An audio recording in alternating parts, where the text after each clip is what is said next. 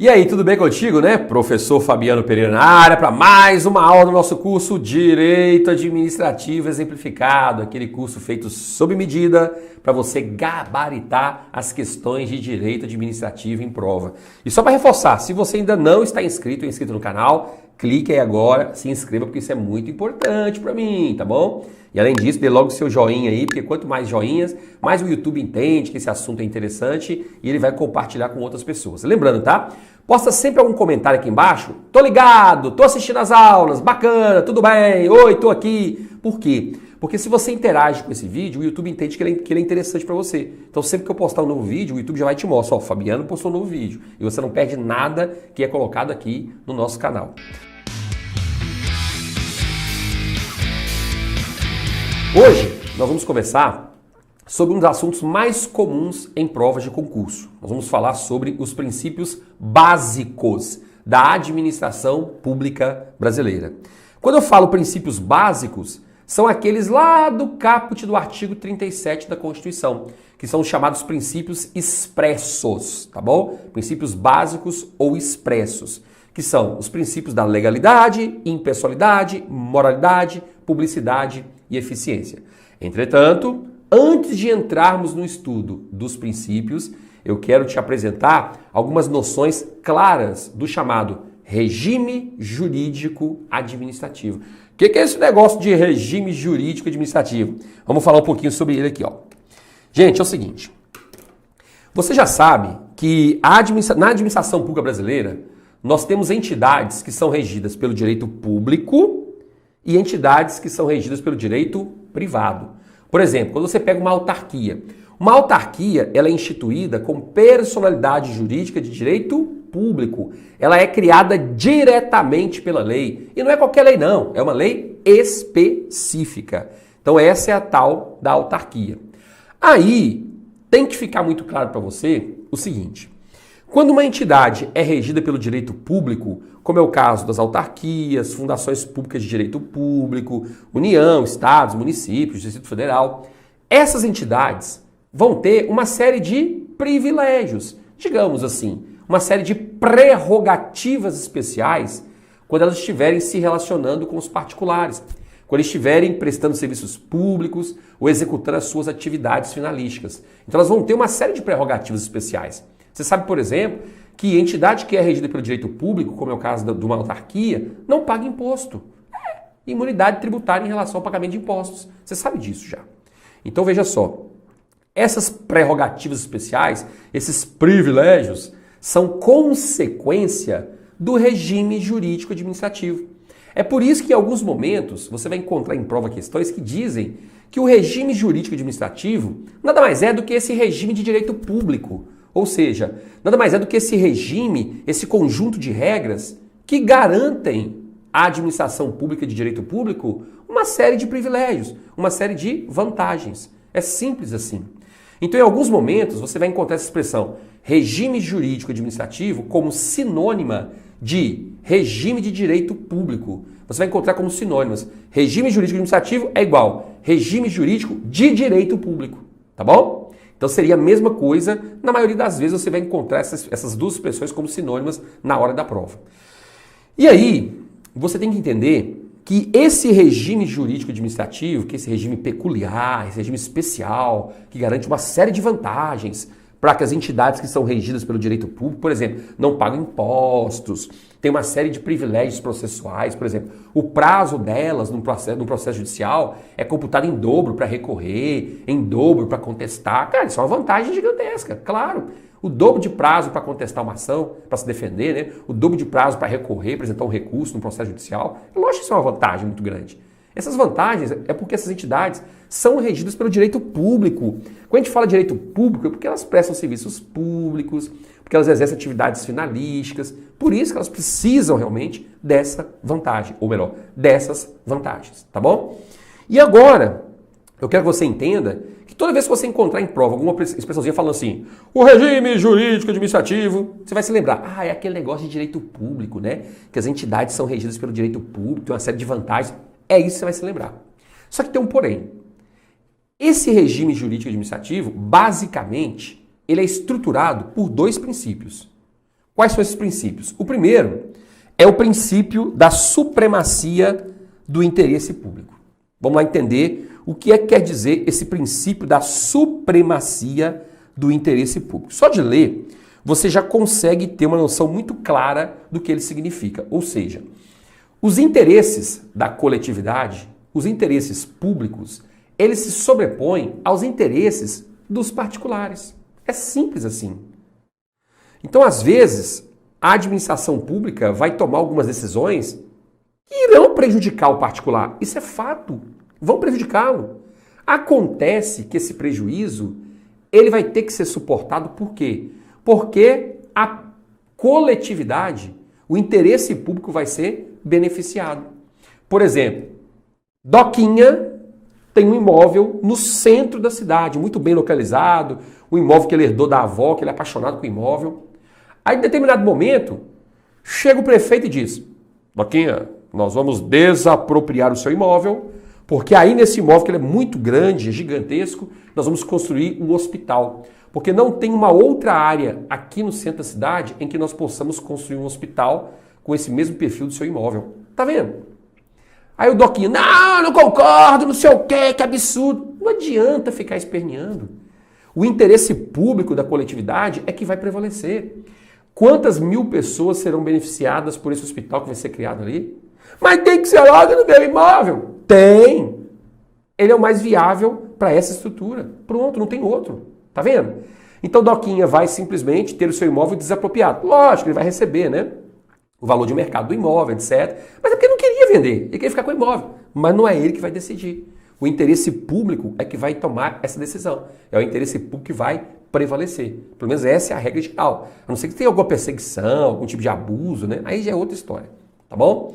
Então, esse princípio da supremacia do interesse público perante o interesse privado, ele cria relações verticais perante os particulares. E o que são relações verticais? É o seguinte: esse princípio coloca a administração acima dos particulares. Então a administração está aqui em cima e os particulares estão aqui embaixo, tá vendo? Aqui, ó, administração, particular. Relação vertical. É uma linha que desce aqui, ó. Aqui eu vou ter a administração pública e os particulares estarão aqui, ó, subordinados à administração pública, tá bom? Particulares, ó. Então quando eu falo que é uma relação vertical, é porque a administração pública manda e os particulares obedecem. Simples assim. Essa é a regra geral. Então é esse princípio da supremacia do interesse público que vai assegurar prerrogativas especiais para as entidades que são regidas pelo direito público, como é o caso das autarquias, União, Estados, municípios, Distrito Federal e por aí vai. Agora, é claro, né, gente? A Constituição diz que nem a lei poderá prejudicar o direito adquirido, o ato jurídico perfeito e a coisa julgada. Está lá no artigo 5º da Constituição. Então, essa supremacia do interesse público tem que respeitar o direito adquirido, o ato jurídico perfeito, a coisa julgada. Essa é a regra geral. Tá bem? Então, para fechar, princípio da supremacia do interesse público assegura o que para a administração pública? Uma série de vantagens, uma série de prerrogativas especiais que os particulares não têm. É isso mesmo. Fechou. É isso mesmo. Por outro lado, você tem que ter em mente que esse princípio da supremacia do interesse público coloca a administração no patamar de superioridade em relação aos particulares. A administração pública em cima, particulares aqui embaixo. Só que esse regime jurídico administrativo, ele não é embasado apenas no princípio da supremacia. Ele tem um segundo princípio, que é o princípio da indisponibilidade do interesse público. Tá vendo? E olha, o princípio da indisponibilidade do interesse público, ele diz o seguinte para os gestores públicos, para os servidores públicos, para os administradores públicos. Pessoal, é o seguinte, princípio da indisponibilidade, estou aqui para dizer o seguinte. Tudo isso que vocês estão administrando aí não é de vocês. Isso é do povo. Nessa mesa que você está sentado aí, Doquinha, isso não é seu não, viu, infeliz? Isso é do povo. Tá vendo, ô prefeito, quando você assumiu o seu cargo público de prefeito, que você recebeu autorização para contratar um tanto de gente? Pois é. Só que é o seguinte, você tem que fazer concurso, viu? Você não vai contratar quem você quiser não, meu jovem. Tem que fazer concurso. Olha, tá vendo aqui o governador? Você que é governador agora, né? Tá precisando comprar um tanto de coisa pro Estado, não é isso? Comprar computador, comprar ar-condicionado, comprar comida para entregar nas escolas. Você não vai comprar com quem você quiser não, viu? É que eu cheguei a comprar com meus primos que tem... Seus primos o quê, infeliz? Você vai ter que fazer licitação. Tá vendo? Então o princípio da indisponibilidade do interesse público é o seguinte, ó. O interesse público exige que o poder público compre sempre a proposta mais vantajosa, aquela que tem um preço mais acessível e uma boa qualidade. E para garantir isso, tem que fazer licitação. Então o interesse público exige licitação. Para contratar pessoas bem qualificadas, tem que fazer concurso público, a não ser no caso de cargos de confiança, aí tudo bem. Mas a regra é tem que fazer concurso, porque o interesse público exige pessoas qualificadas, pessoas que vão dar o sangue pela administração. Então você, gestor público, não vem querer contratar sem concurso não, viu? Tem que fazer concurso público. Tá vendo?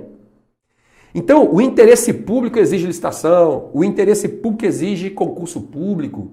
Então o gestor público ele não pode abrir mão disso, ele não pode dispor disso. Ah, vou dispor de concurso, vou dispor de licitação, vou fazer esse negócio. Não, não pode. É indisponível, ele não pode dispor disso, ele não pode abrir mão disso. Então, o princípio da indisponibilidade, ao contrário do princípio da supremacia do interesse público, ele bate numa tecla que é diferente. Qual é? O princípio da indisponibilidade diz que vão ser criadas restrições, limitações para os gestores públicos e para a administração pública em termos gerais. Então, enquanto o princípio da supremacia cria vantagens, prerrogativas especiais, o princípio da indisponibilidade cria limitações, cria restrições, sujeições para a administração pública. Tá vendo? Porque o gestor público tem que fazer licitação, tem que contratar por concurso público. Isso é uma limitação. Claro, é para eles não fazerem do jeito que eles querem. É para que eles não possam favorecer os chegados, beneficiar os amiguinhos. Simplesmente assim, tá bom? Então lembre-se que um exemplo disso é a alienação de bens públicos deve respeitar a lei.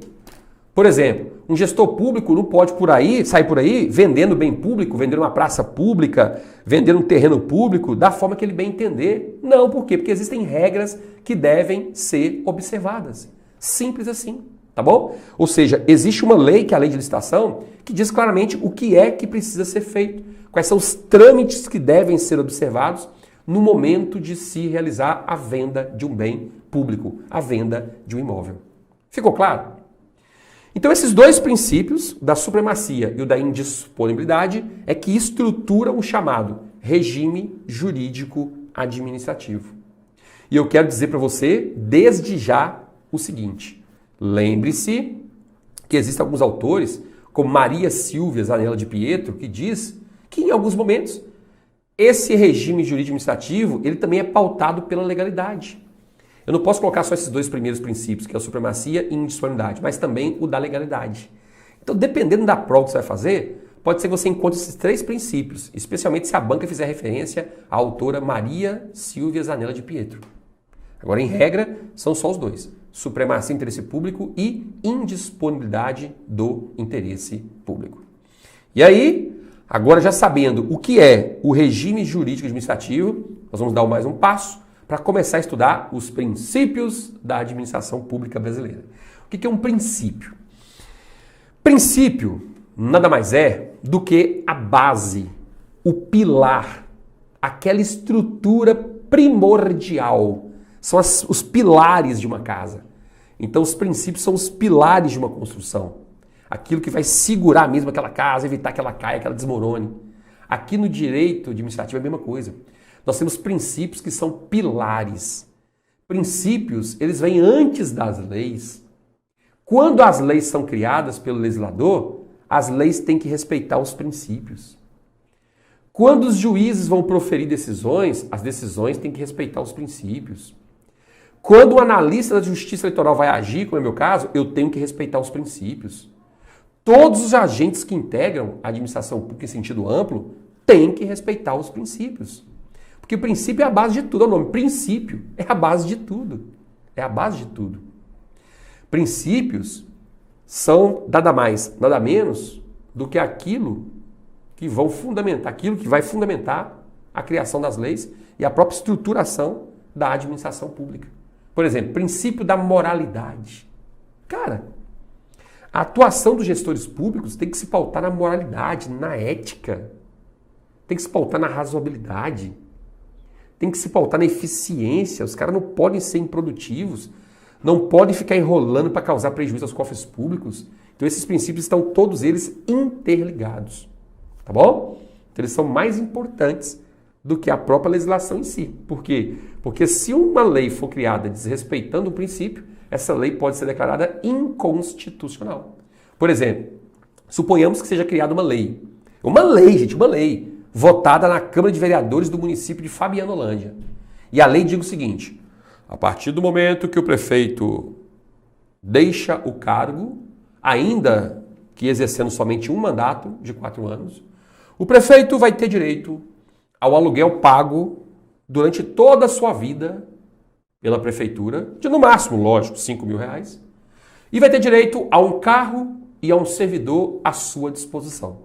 Pô, como assim, cara? Como assim? Prefeito?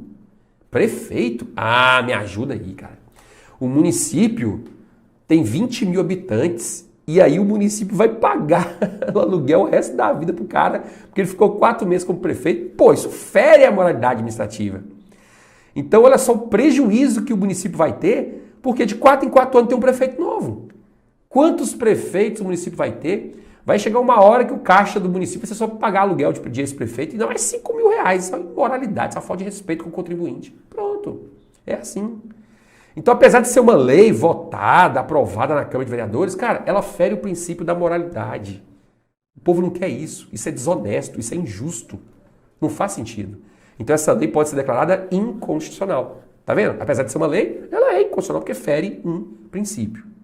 E eu quero que você entenda que, na prática, não há hierarquia entre os princípios, tá? Não há hierarquia entre os princípios. Ou seja, todos os princípios estão no mesmo patamar hierárquico.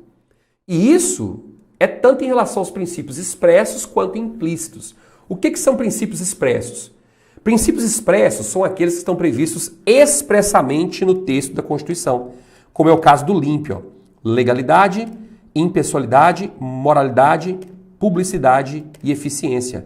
Se juntar iniciais desses princípios, a gente forma o famoso LIMP, tá bom? Esse é um acrônimo que você pode utilizar nas provas. LIMP. Legalidade, impessoalidade, moralidade, publicidade e eficiência. O LIMP. Tá vendo? Então veja só. Eu não posso dizer que o princípio da impessoalidade ele é mais importante que o da legalidade. Que o da legalidade é mais importante que o da eficiência. Não há hierarquia entre eles. E existem outros princípios que são considerados implícitos. Então, princípios expressos são aqueles que estão escritos com todas as letras no texto da Constituição. Quando você abre o artigo 37, caput da Constituição, para estudar, lá está escrito assim: a administração precisa respeitar o princípio da legalidade, com todas as letras, impessoalidade, com todas as letras, moralidade, publicidade e eficiência. Está escritinho desse jeito. Tá bom? Então, esse princípio é um princípio expresso. Agora, que interessante. Um princípio que a gente vai estudar depois é o princípio da razoabilidade. Ele é considerado implícito. Por que implícito? Porque se você ler a Constituição todinha, em nenhum lugar vai estar escrito que a administração pública precisa respeitar o princípio da razoabilidade. Não está escrito em lugar nenhum. Como está escrito no artigo 37, caput da Constituição, a legalidade, impessoalidade, moralidade, publicidade e eficiência. Então o princípio da razoabilidade é considerado implícito. Ele tem que ser respeitado? Tem. Do mesmo jeitinho que a legalidade. Do mesmo jeitinho que a impessoalidade. Só que é implícito, não está escrito com todas as letras da Constituição. Mas não há hierarquia entre eles. Eles têm idêntica importância. Apesar de alguns serem expressos e outros serem implícitos. Eventual colisão entre princípios é solucionada pelo princípio da ponderação. O que é isso? Gente, eu disse que entre os princípios não há hierarquia. Só que de vez em quando pode existir alguma colisão entre os princípios.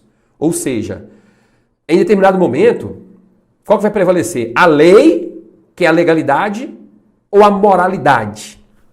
Olha aí, 2 princípios colidindo. Legalidade e moralidade. Tá vendo? 2 princípios colidindo.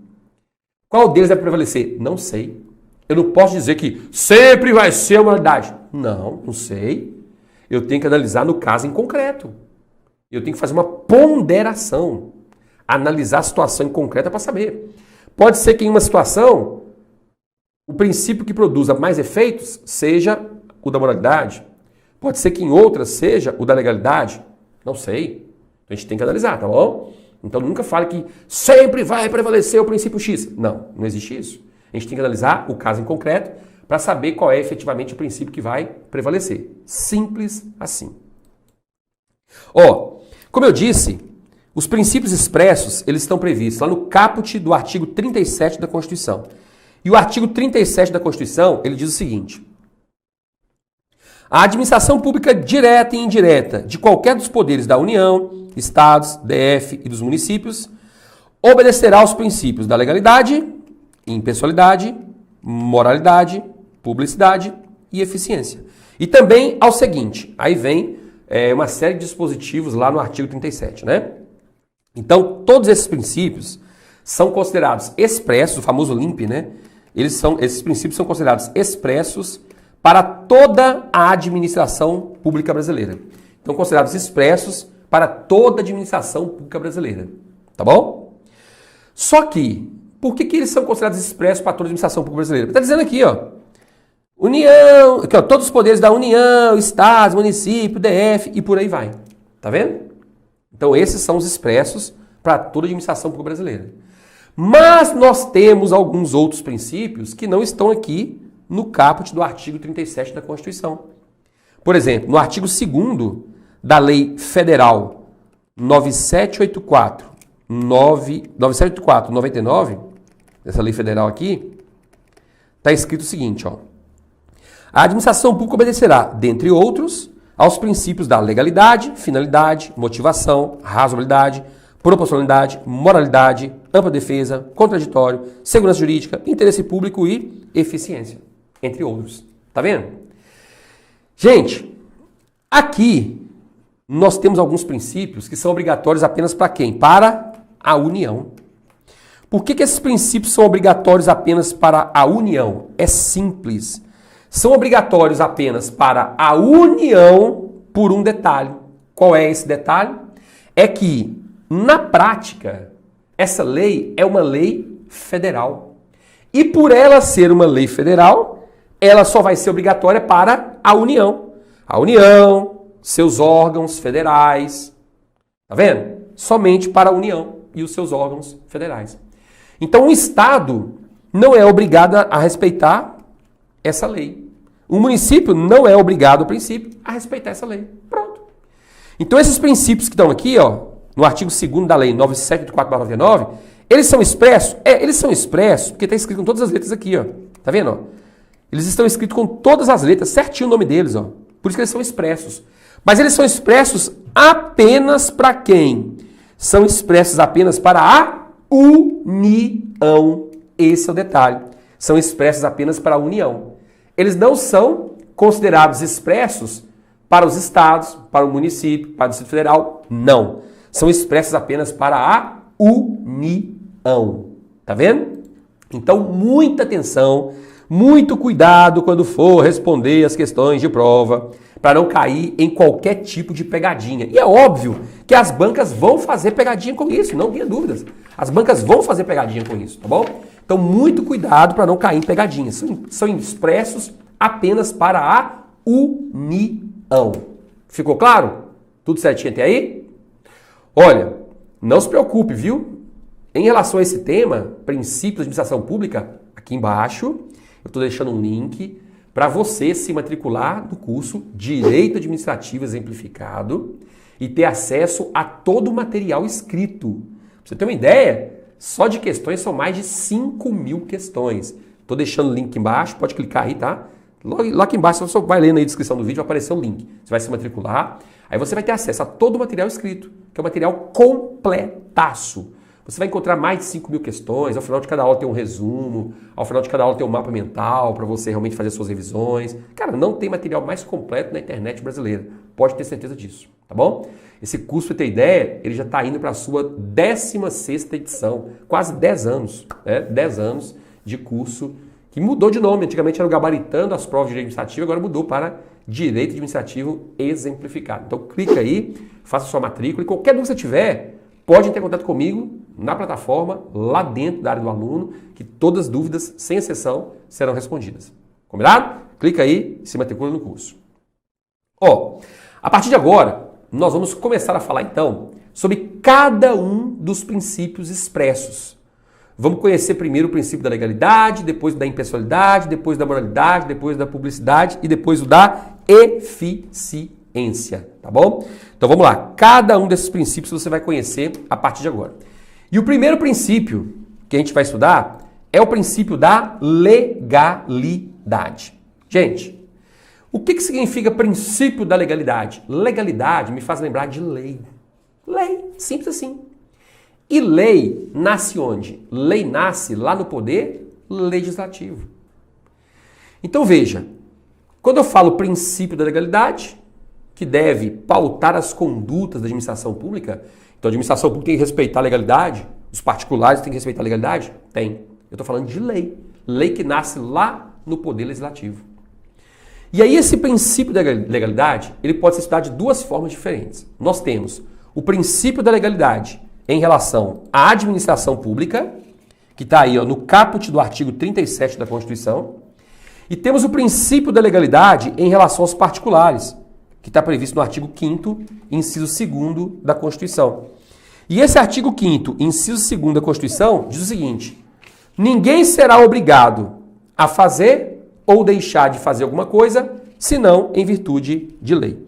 Vamos entender isso com mais detalhes então. O que significa princípio da legalidade em relação à administração pública? É o seguinte, gente, o que esse dispositivo constitucional diz, em outras palavras, é que os agentes públicos, eles só podem fazer alguma coisa, eles só podem executar suas atividades do dia a dia se elas estiverem previstas em lei.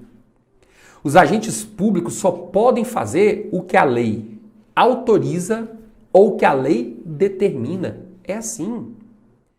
Se eu, que sou analista judiciário, precisar praticar uma conduta, eu pesquiso e não acho nenhuma lei tratando dessa conduta, o que vai acontecer? Se eu não acho nenhuma lei dizendo que sim ou que não, eu não posso praticar aquela conduta. Eu não posso. Não posso. É mesmo? Não posso praticar aquela conduta. Tá bom? Isso é o que diz esse princípio da legalidade. Então, eu, agente público, sou uma espécie de robozinho da lei. A lei é o controle remoto. Eu sou robô. Aqui está a lei, ó. Eu só posso fazer o que a lei autoriza ou o que a lei determina. É simples assim. Então, em vários momentos, se não tiver lei nem autorizando eu fazer aquilo, nem mandando eu fazer, eu não posso fazer. É simplesmente assim. Por que você não vai fazer? Porque não tem lei dizendo como é que eu vou fazer. Eu não vou fazer por minha conta própria, não. Porque se eu fizer minha conta própria, eu vou me comprometer. Entendeu? Não vou fazer por conta própria. É desse jeito. Você pode responder até por improbidade administrativa, dependendo da circunstância. Então não vou fazer. É desse jeitinho. Tá certo? Agora, temos o princípio da legalidade em relação aos particulares. Com relação aos particulares, cara, é bem diferente. E as bancas, claro, né, vão cobrar essa diferença. Por quê? Em relação aos particulares é o seguinte: nenhum particular pode ser obrigado a fazer alguma coisa ou proibido de fazer alguma coisa se não for em virtude de lei. Se não for em virtude de lei.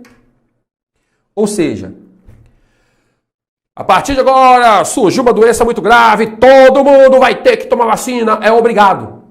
É obrigado, é? É. Quem está falando? Eu que mando na bagaça. Eu que sou prefeito, governador, presidente, tem que ser obrigado. Só posso ser obrigado por meio de lei. Só se o Congresso Nacional publicar uma lei obrigando cada cidadão a tomar uma vacina é que eu vou ser obrigado. Fora isso, eu não posso ser obrigado, não. Eu sou prefeito, vou instituir um decreto. Não. Eu disse lei. Eu não falei decreto, eu falei lei. Lei nasce onde? No Congresso Nacional, nas Assembleias Legislativas ou na Câmara de Vereadores. Simples assim. Então, particulares só podem ser obrigados a fazer alguma coisa ou deixar de fazer alguma coisa em virtude de lei. Não é em virtude de ato administrativo, não. É uma instrução normativa, é uma resolução, um decreto. Não, eu falei lei. Lei, legislativo. Ficou claro? Cuidado com esse detalhe. Então, aqui as bancas misturam os dois. De vez em quando você encontra uma questãozinha em prova dizendo o seguinte: para o particular, tudo que não é proibido é permitido. Ele pode fazer. Certinho, é isso mesmo. Então eu sou um particular, qualquer. Eu quero simplesmente pegar o meu cachorro e andar pela rua com o meu cachorro. Eu posso? Posso. Por quê? Porque não tem lei proibindo. Não tem lei nenhuma proibindo. Então, para o particular, tudo que não é proibido, ele pode fazer. Sim. Então eu vou passear com o meu cachorro. E sem problemas. Aí suponhamos que amanhã seja publicada uma lei dizendo: não, ou melhor, todos os particulares estão proibidos de passear com um cachorro pitbull pela rua. Opa, tô fora. O meu não é pitbull, o meu é um pug, desse tamanhozinho, então eu vou passear com o meu pug. Agora, quem tem pitbull já não pode passear mais. Por quê? Porque a lei proibiu. Eu não sei a razão disso. A lei proibiu. Tá vendo? Então, para o particular, tudo que não é proibido é permitido. Agora, em relação à administração pública, aí é diferente. Porque às vezes a banca coloca assim: para o administrador público ou para a administração, tudo que não é proibido é permitido, ele pode fazer. Não. Para a administração, não. Porque se a lei não proíbe, ele pode fazer? Não. Porque não é só isso. Não basta a lei não proibir. Ou não basta a lei proibir. O que tem que a lei que fazer é autorizá-lo ou obrigá-lo a fazer aquilo. Diferente. Porque a agente público só pode fazer quando a lei autorizar ou quando a lei mandar, quando a lei determinar. É simples assim. Então falou-se em princípio da legalidade, falou-se em lei. Falou-se em lei. Acontece que existem algumas situações que são excepcionais. Então existem algumas exceções provisórias e excepcionais. Ou seja, existem alguns momentos em que os administradores públicos e os próprios particulares serão obrigados a fazer alguma coisa por um ato que não é lei, mas que tem força de lei. Uai, como assim um ato que não é lei, mas tem força de lei? Eu vou te dar um exemplo de um ato que não é lei, mas tem força de lei. Medida provisória. Quem é que edita a medida provisória? É o presidente da República, cara. Então é o presidente da República que edita a medida provisória. Simples assim. É o presidente da República. Não é lei, mas tem força de lei. Então, se o presidente da República edita uma medida provisória, e eu sou servidor do executivo, por exemplo, eu tenho que obedecer como se fosse uma lei, mesmo não sendo lei. Se o presidente da República edita uma medida provisória proibindo os particulares, por exemplo, de fazer algo, nós vamos ter que obedecer, mesmo não sendo lei, porque é uma exceção.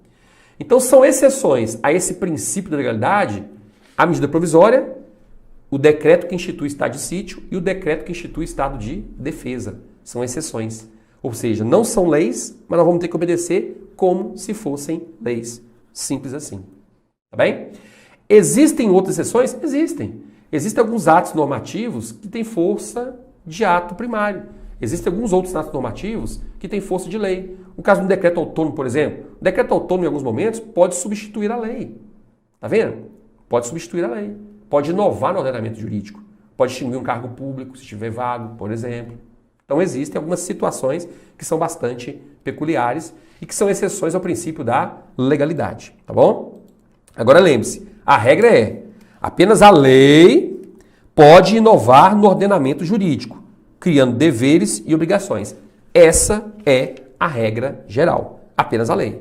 Tem exceções? Tem. Acabei de citar, mas a regra é: apenas a lei pode inovar no ordenamento jurídico, criando deveres e criando obrigações para os particulares. Fechou? Então, basicamente, é isso que você precisa conhecer sobre o princípio da legalidade. Pois bem, avancemos um pouquinho mais. O segundo princípio, expresso lá do caput do artigo 37, é o princípio da impessoalidade. Esse princípio da impessoalidade, ele pode ser estudado de três maneiras diferentes, sob três perspectivas diferentes, tá bom? Então vamos lá. Primeira perspectiva é a seguinte: é o princípio da impessoalidade como sinônimo de princípio da isonomia. Como assim, princípio da impessoalidade como sinônimo de princípio da isonomia? Eu vou te mostrar. Ó, esse princípio, nessa primeira perspectiva, diz o seguinte: quando os agentes públicos estiverem atuando exercendo as suas funções, eles não podem utilizar o cargo que eles ocupam para beneficiar os amigos ou prejudicar os inimigos. Não podem. Porque se eles fizerem isso, eles estão sendo pessoais. Estou ajudando essa pessoa que é minha amiguinha. Não pode. Tem que agir com impessoalidade, tratando todos os particulares de forma igual, de forma isonômica. Então, se eu, Fabiano, sou analista da Justiça Eleitoral e estou numa época de eleição, estou fiscalizando propaganda eleitoral, andando pelas ruas fiscalizando propaganda eleitoral. Aí eu vejo um chegadão meu do peito aqui, ó, candidato a vereador, fazendo propaganda eleitoral irregular, eu olho pro outro lado, nem tô nem vendo, né? Aí eu vejo ali um cara bem, fazendo uma coisinha bem levezinha ali, propaganda eleitoral irregular, eu já chego e dou aquela alinhada. Ô, miserável, não tá vendo que você tá fazendo a coisa errada aí não, só miséria. E vou pra cima do cara. Pô, peraí, né, velho? Você tá perseguindo o cara só porque ele é seu inimigo. E você tá fazendo de conta que não viu aquele só porque o cara é seu amigo. Você tá tratando pessoas em situações iguais de forma diferente. Não pode, de jeito nenhum. Feriu a impessoalidade. Tá bom? A segunda vertente do princípio da impessoalidade é a impessoalidade como sinônimo de finalidade. Que é o seguinte, ó. De acordo com o princípio da finalidade, quando um ato é editado, ele tem sempre que buscar atingir a finalidade que consta na lei. É simples assim. Porque quando um ato é editado e o objetivo é cumprir a lei, a finalidade é cumprir a lei, não vai acontecer nada de errado. Não serão violados outros princípios. Então, quando eu falo princípio da impessoalidade, significa cumprir sempre a finalidade prevista na lei. Porque a lei, a princípio, ela não erra. A lei sempre respeita os princípios. Esse é o preceito básico. Então, publicou-se um ato administrativo, tem que respeitar a finalidade prevista em lei. Se isso acontecer, está sendo respeitado também o princípio da impessoalidade. Tá bom? Fechou? Outra vertente do princípio da impessoalidade é a proibição de autopromoção de agentes públicos, que está prevista onde? Lá no artigo 37, parágrafo 1º da Constituição, que diz o seguinte, ó. A publicidade dos atos, programas, obras, serviços e campanhas dos órgãos públicos deverá ter caráter educativo, informativo ou de orientação social. Pronto. Essa é a primeira parte da informação. Gente, a administração pública, ela tem a obrigação de divulgar o que ela está fazendo para a sociedade. Olha, sociedade, nós estamos fazendo isso, aquilo, tem esse programa social aqui, programa social aquele outro. Então, por isso, quando você liga a televisão, tem assim, o governo federal está fazendo isso, fazendo aquilo, blá, blá, blá, blá, blá, minha casa é minha vida, não sei o quê, programa não sei o quê, educação para todos, pá. Isso é propaganda do governo, com base nessa primeira parte do artigo 37, parágrafo 1º da Constituição. Está divulgando o que está acontecendo. Só que é lógico, né? Só vão divulgar o que é bom, né? O que é ruim eles não vão divulgar, né? Esse que é o detalhe, né? O que é bom eles divulgam, o que é ruim eles não vão divulgar. Mas está cumprido isso aí. Só que, nessa propaganda não pode constar nomes, símbolos ou imagens que caracterizem promoção pessoal de autoridades ou servidores públicos. Então, o presidente da República não pode chegar e dizer: não, podem ficar tranquilos que eu que vou ser o garoto propaganda aí, eu que vou ser o garoto propaganda dessas campanhas que vão ser veiculadas no rádio e na televisão. Aí vem o presidente: olha galera, nós estamos fazendo muito bem, porque fomos fazendo isso, fazendo aquilo, esse programa social bombou por causa disso, isso foi... eu vou te falar, isso é só o começo, viu? Estamos no início do mandato nosso, vai melhorar muito mais. Pô, o cara está se autopromovendo, está ficando muito mais conhecido da sociedade às nossas custas, de jeito nenhum. Isso é autopromoção, pegando dinheiro público para ficar mais famosinho, para depois ganhar a eleição muito mais fácil. De jeito nenhum. Essa autopromoção não é possível, tá bom? Por exemplo, uma outra situação que se enquadra aqui, na proibição, né, de autopromoção de agentes públicos. Eu fui eleito prefeito. Minha mãe completou 80 anos. Eu quero dar um presente para ela. Qual vai ser? O nome da principal avenida da cidade vai ter o nome da minha mamãezinha. É um presente meu para ela, de coração, que eu amo minha mãe. Aí, gente, poxa, quem não queria dar um presente desse para a mãe, né? Qualquer pessoa. Aí eu elaboro um projeto de lei, a Câmara de Vereadores é só de puxar saco meu mesmo, mando para a Câmara aprova, e aí a avenida principal, que chamava Avenida Marechal Deodoro Fonseca, que é uma personalidade, já morta, foi uma homenagem, né? Agora não, vai ser Avenida Mamãe do Professor Fabiano Pereira. Ah, pô, me ajuda aí, né, cara? De jeito nenhum. É a autopromoção, do mesmo jeito, não pode. Então não é possível atribuir nomes de pessoas vivas a bens públicos. Não pode, cara, isso é autopromoção. Ah, e se for uma pessoa que já morreu, mas ela foi muito útil para a sociedade, não sei o quê. Ah, tudo bem, né? Aí é uma homenagem. Agora, em vida, aí é autopromoção. Aí é diferente. Então, eis as informações básicas que você precisa saber sobre o princípio da impessoalidade. Princípio da impessoalidade. Olha, não sei se você sabe, mas eu ocupo hoje o cargo de analista da Justiça Eleitoral.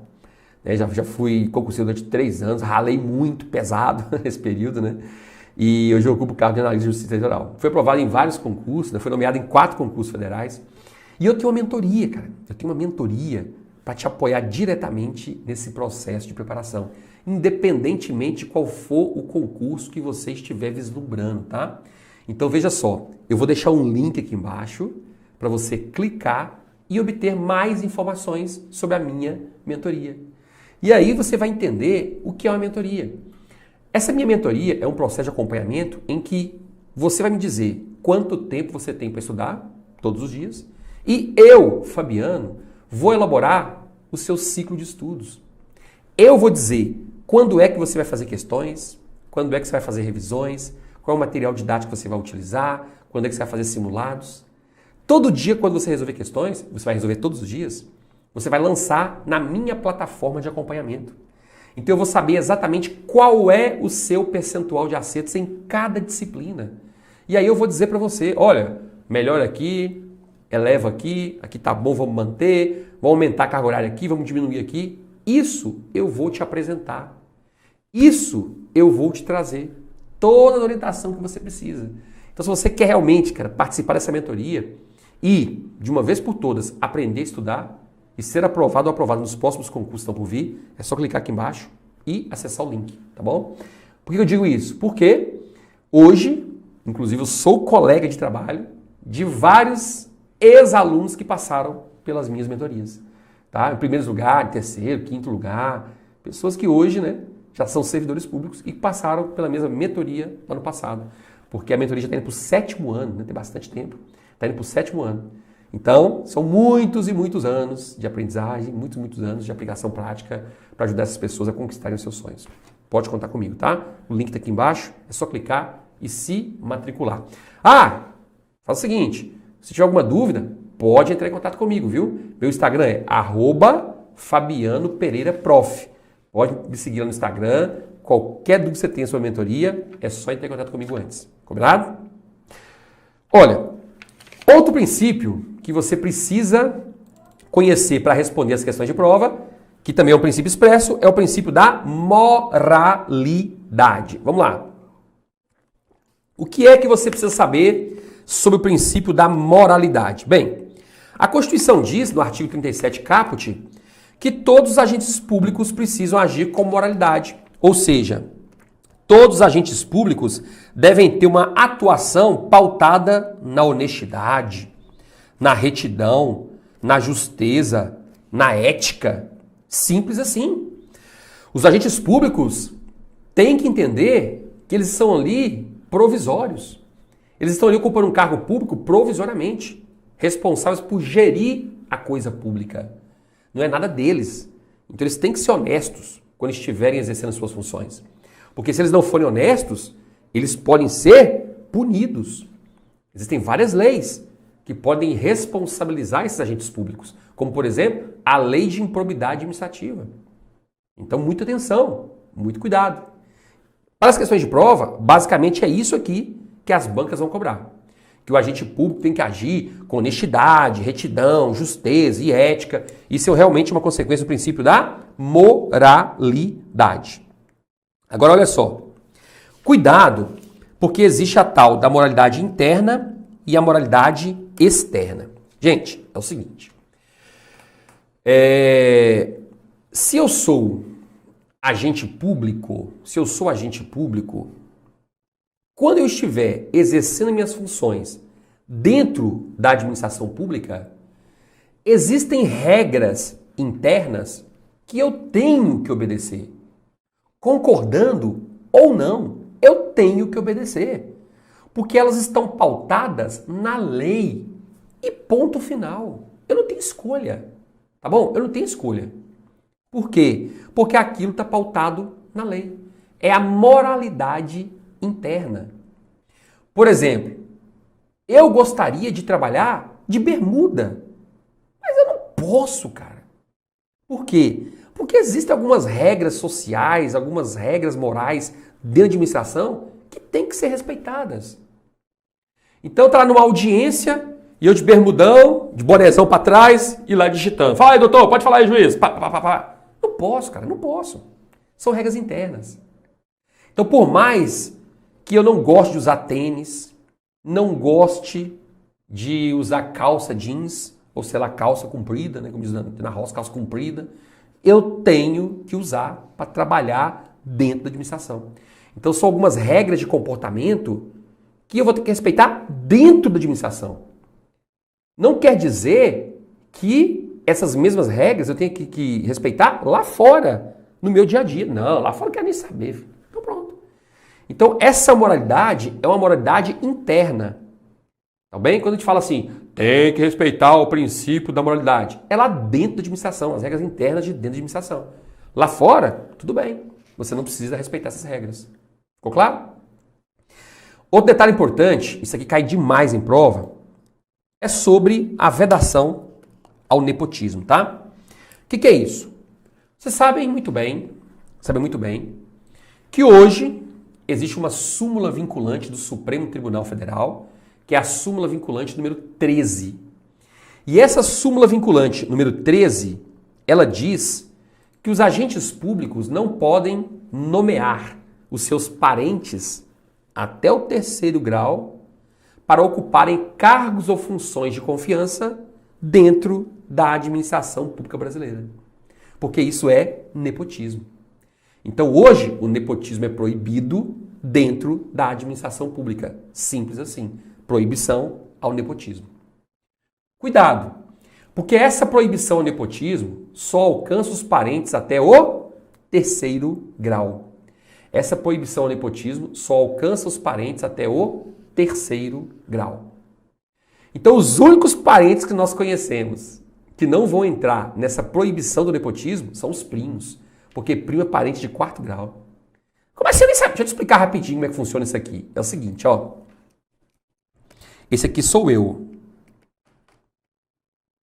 Esse aqui sou eu. Então, veja. Os meus pais são meus parentes de 1º grau, porque eu só tenho uma linhazinha chegando até eles, tá vendo? Os meus avós são meus parentes de 2º grau, porque eu tenho duas linhas genealógicas chegando até ele. Eu tenho aqui, ó, meus bisavós. Meus bisavós são parentes de 3º grau. Aqui eu tenho meus filhos. Meus filhos são parentes de 1º grau, porque eu tenho aqui, ó, uma escadinha até eles. Meus netos são parentes de 2º grau. E meus bisnetos são parentes de 3º grau. Tá bom? Agora, meu irmão. Deixa eu colocar diferente aqui. Meu irmão. Para eu chegar até o meu irmão, os irmãos, eu tenho que ir até os meus pais e depois eu desço até os irmãos, estão na mesma linha minha. Então, irmãos são parentes de 2º grau. Os filhos dos meus irmãos são os sobrinhos, não é isso? Então, os sobrinhos são parentes de 3º grau. Para eu chegar nos meus tios, que estão na mesma linha dos meus pais, eu vou até os meus pais, 1º grau, até os avós, 2º grau. E aí eu desço aqui, ó, até os tios, 3º grau. Os filhos dos meus tios são os meus primos. Então, primos são parentes de 4º grau. Então, quando a gente fala de proibição de nepotismo, só os primos é que podem ser nomeados para ocupar esses cargos de confiança ou funções de confiança pelos parentes. Só os primos, porque primo é parente de 4º grau. não entra na proibição do nepotismo. E esse aqui sou eu, né? Mas essas mesmas regras aí, gente, se aplicam aos parentes da minha esposa. Aqui, ó. Aqui é o meu cônjuge. Essas regras se aplicam aos mesmos parentes da minha esposa, do meu cônjuge. Por quê? Porque os pais da minha esposa são meus pais por afinidade, os avós da minha esposa são meus avós por afinidade, os filhos da minha esposa são meus enteados. Então, a todos eles se aplicam essas mesmas regras, tá bom? Que é a proibição do nepotismo. Simples assim. Então, lembre-se, nepotismo é proibido em toda a administração pública brasileira, sem exceção.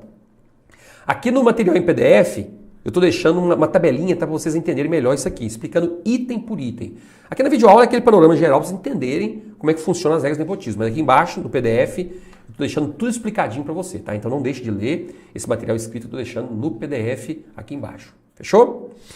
Ó, um outro ponto importante é o seguinte. Regra geral, não pode nomear parente até o 3º grau para ocupar cargos de confiança ou funções de confiança no âmbito da administração pública. Essa é a regra. Mas tem exceções.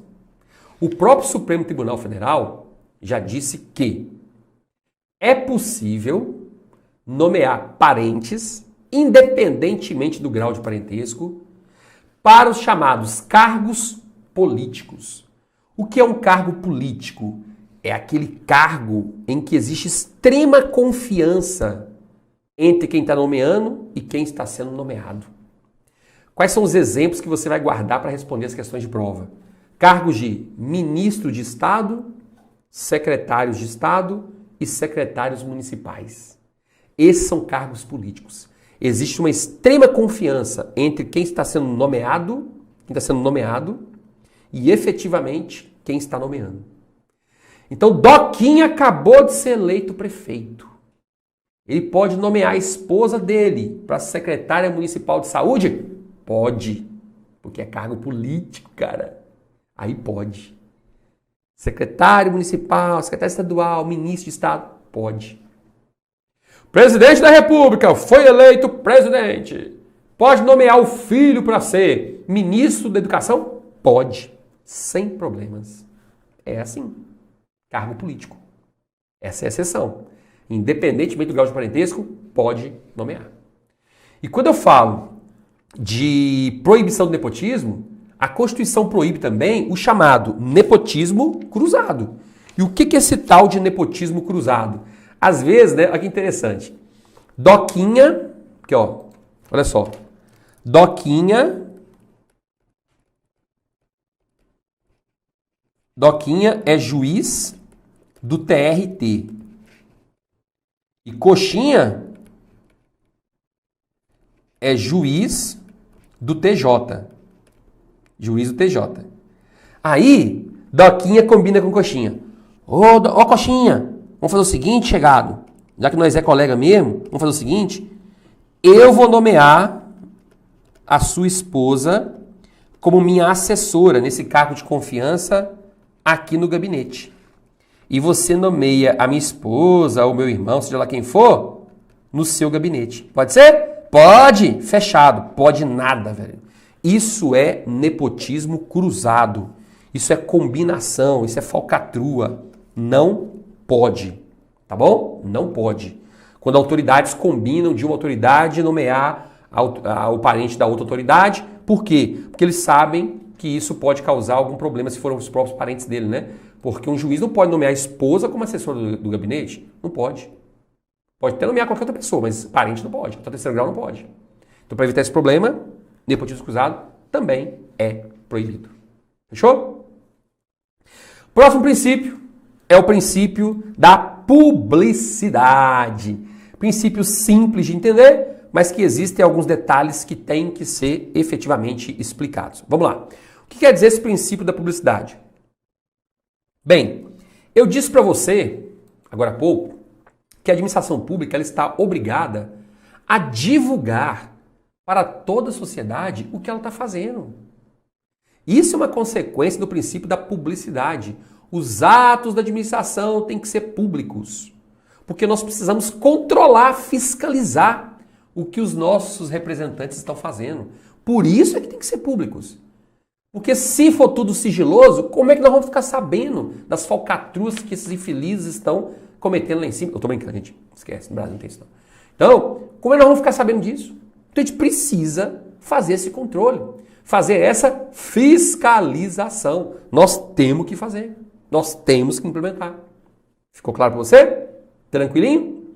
Então veja só, esse princípio da publicidade vai se materializar por meio de qual instrumento? Qual é o instrumento oficial de divulgação dos atos da administração pública? Qual é esse instrumento de divulgação oficial? É o Diário Oficial.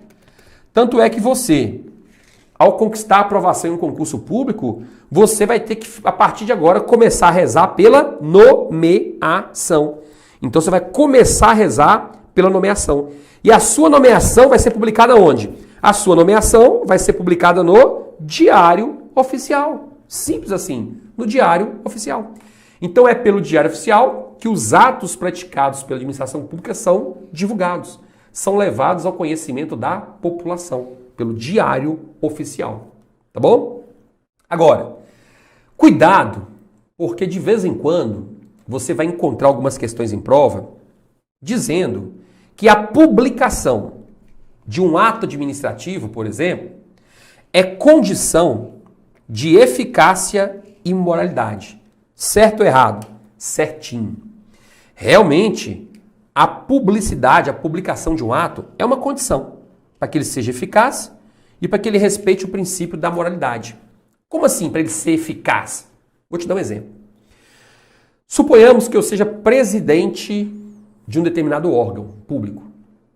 Eu estou com um edital aqui nas minhas mãos. Edital de concurso prontinho. Prontinho. Só que ele ainda não foi publicado. Eu vou publicar amanhã no Diário Oficial. Eu vou assinar hoje e amanhã eu publico no Diário Oficial. Esse edital de concurso já é eficaz? As pessoas já estão conhecendo? Não é eficaz. Porque não foi publicado ainda no Diário Oficial. É a mesma coisa da sua nomeação. Enquanto o presidente do órgão estiver assim, fique tranquilo, vou te nomear. Cara, tem alguma eficácia as palavras dele? Nenhuma. Pode vencer o prazo do concurso e ele não te nomear. Pode acontecer. Não tem eficácia nenhuma. Então, quando o ato é publicado, aí é diferente. Ele se torna eficaz. Tá entendendo? Então, a publicação é uma condição para que ele seja eficaz. Simples assim. Publicação é uma condição para que ele seja eficaz. E lembre-se, a partir do momento que um ato administrativo é publicado, aí a moralidade passa a ser respeitada. Porque nós vamos poder verificar se esse ato realmente está respeitando a moralidade administrativa. Olha um exemplo. Foi publicado um edital de concurso e não tinha vaga para pessoa com deficiência, para um cargo de assistente administrativo de uma prefeitura. Opa! Está ferindo a moralidade administrativa, esse administrador está sendo desonesto. Como assim? Como assim não ter vaga para pessoa com deficiência? Tá vendo? Isso só foi possível avaliar o respeito à honestidade, à moralidade, depois que o edital foi publicado. Então, por isso que a publicação é uma condição de eficácia e moralidade. Cuidado, porque é muito comum as bancas cobrarem em prova a seguinte afirmação: a publicidade do ato é condição de validade. Errado. Validade não. Porque mesmo que um ato administrativo ele não tenha sido publicado, ele pode sim ser considerado válido, se ele tivesse sido todo ele desenvolvido nos termos da lei. Então, a publicação não é condição de validade, como costumam colocar em prova. Não é, anote aí. Publicação não é condição para que um ato seja considerado válido. Não é condição de validade. E mais do que isso, viu? Lembre-se também que existem algumas exceções ao princípio da legalidade. Como assim? Olha o que diz o artigo 5º, inciso 33 da Constituição. Todos têm direito de receber de órgãos públicos informações de seu interesse particular ou interesse coletivo ou geral, que serão prestadas no prazo da lei, sob pena de responsabilidade. Agora detalhe, vou até destacar aqui, ó. Ressalvadas aquelas cujo sigilo seja imprescindível à segurança do Estado e da sociedade. Em outras palavras, o que esse dispositivo está dizendo é o seguinte, ó, a regra geral é, todas as pessoas têm direito a saber o que a administração pública está fazendo, o que está acontecendo lá dentro. Pronto. Isso é consequência do princípio da publicidade. Porém, existem exceções. Quando se tratar de algum ato que a administração pública está praticando, mas que pode colocar em risco a segurança do Estado e a segurança da sociedade, de uma forma geral, esses atos podem ser decretados como sigilosos. Fazer o quê? Faça uma petição, faça um pedido por escrito para o Ministério da Defesa, baseando-se na Lei de Acesso à Informação e perguntando quantos tanques de guerra o Brasil tem, quantas aeronaves de guerra o Brasil tem, qual é o efetivo das Forças Armadas. Gente, eles não vão fornecer. Vão dizer, amiguinho, conhecemos a Lei de Acesso à Informação Pública, essas informações são sigilosas, não vamos fornecer. Porque coloca em risco a segurança do Estado, a segurança das pessoas. Se o inimigo ficar sabendo disso aí, meu filho, faz um estrago. Não pode. Então o princípio da publicidade não é absoluto. Existem algumas situações bem pontuais em que os atos praticados pela administração serão sigilosos. E você precisa saber disso. Tá bem? E por fim, temos o quinto princípio expresso, que é o princípio da eficiência. Bem, primeira coisa que eu quero que você entenda sobre o princípio da eficiência é que esse princípio ele só foi introduzido de forma expressa na Constituição Federal em 1988. Então ele só foi introduzido de forma expressa na Constituição Federal em 1988. Até a publicação da Emenda Constitucional 19, que acrescentou esse princípio, a administração pública tinha que ser eficiente. Tudo bem. Mas o princípio era implícito. Se você pegasse uma Constituição para ler em 1997, estava escrito assim, a administração pública tem que observar os princípios da legalidade, impessoalidade, moralidade e publicidade. Não constava eficiência. A eficiência só foi introduzida em 1998 por meio da Emenda Constitucional número 19 de 1998. Somente naquele momento. Tá bem? Olha, um ponto importantíssimo que eu quero destacar aqui, sabe qual é? Um ponto importantíssimo que eu quero destacar para você é o seguinte. Esse princípio da eficiência, ele determina que os agentes públicos, eles atuem com rendimento profissional. Eles atuem com produtividade. Eles atuem com eficácia. Então essas palavrinhas são muito comuns quando a banca se refere a esse princípio, tá? Rendimento profissional. Os agentes públicos têm que agir com produtividade, assim, tem que ser produtivos, né? Com perfeição, entre outros. Tá bom? E esse princípio, ele alcança não só os agentes públicos, mas também a administração pública como um todo. Porque olha só, foi o princípio da eficiência, por exemplo, que introduziu na administração pública brasileira a obrigatoriedade de avaliação por meio de um estágio probatório. Então, foi o princípio da eficiência que diz, agora só vai adquirir estabilidade quem for submetido a um estágio probatório. E a época foi aquele desespero, né? Vai ter muita perseguição, não vou conseguir o estágio probatório, meu Deus do céu. Vai acabar o serviço público.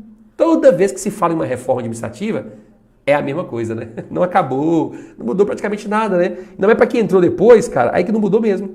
E quem entrou depois já entrou com as mudanças, então não mudou nada.